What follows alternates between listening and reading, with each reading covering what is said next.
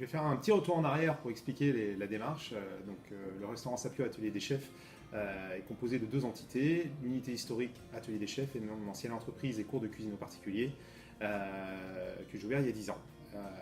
Nous avons ensuite, il y a à peu près 4-5 ans de cela, décidé d'aller plus loin dans la démarche et d'offrir la possibilité aux gens de bénéficier d'un restaurant, un bistrot locavore destiné à valoriser aussi les produits locaux.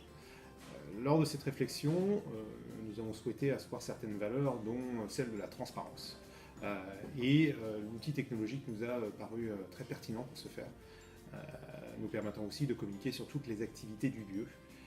C'est pourquoi on a fait créer un site internet pour le Sapio Atelier des Chefs, mais également un site qui nous permettait d'envisager une nouvelle façon de travailler dans une profession qui est plutôt conservatrice, et permettre à nos clients de pré-réserver, voire précommander, ou de commander directement par tablette de leur table. Ça, c'était assez novateur. On a donc tout fait créer par une petite société nantaise qui nous a préparé le site internet, un back-office spécifique et en utilisant ce qui est disponible sur le marché, un modèle permettant de payer sur internet.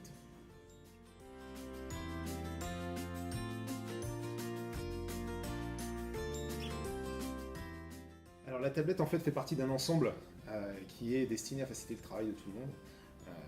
Le client en lui-même, s'il est chez lui, peut précommander avant de venir, il peut réserver sa table. S'il ne l'a pas fait, lorsqu'il arrive ici, on lui prête une tablette pour pouvoir passer sa commande.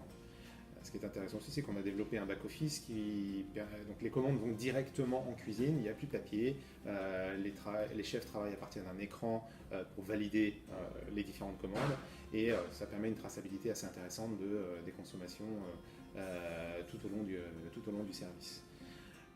Alors, retour d'expérience, c'est de retravailler tout ce qui est autour de l'ergonomie du site et de l'expérience client. Ça, c'est un point que je réfléchis énormément, en parallèle d'un nouveau projet que j'ai lancé, qui est lui aussi dans la digitalisation,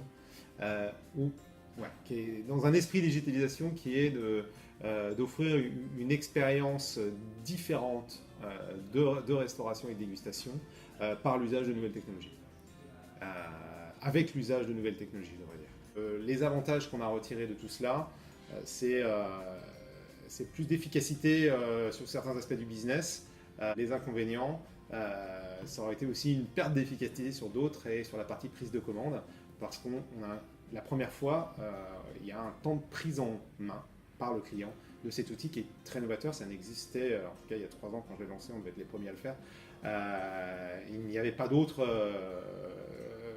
opérateurs qui avaient cela. Donc, lorsque le client a la tablette en main, c'est vrai qu'il est un petit peu désarçonné, il n'a pas du tout l'habitude.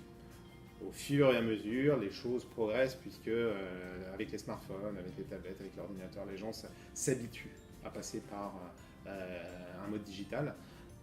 Je suis intimement convaincu que dans 15 ou 20 ans de cela, tous les restaurants seront passés au digital.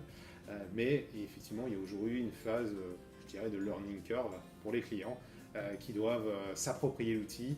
De mon côté, nous, on a défini le besoin d'améliorer l'expérience client et d'améliorer l'ergonomie des tablettes pour faciliter la commande.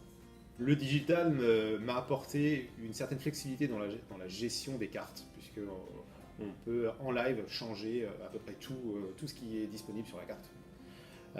Ça m'a également permis du point de vue opérationnel de gagner du temps. Plus de papier, tout est fait par écran, on valide ou pas, on fait un appel de plat directement sur un écran. C'est assez pratique et surtout on ne perd plus de temps sur des choses qui ne sont pas nécessaires. Et je dirais que surtout digitaliser tous les menus et l'espace nous aura apporté la possibilité de communiquer plus efficacement sur toutes nos activités. Donc si j'avais un conseil à donner, c'est de bien s'entourer. Une idée peut être bonne, mais si elle n'est pas bien exécutée, ça ne servira à rien.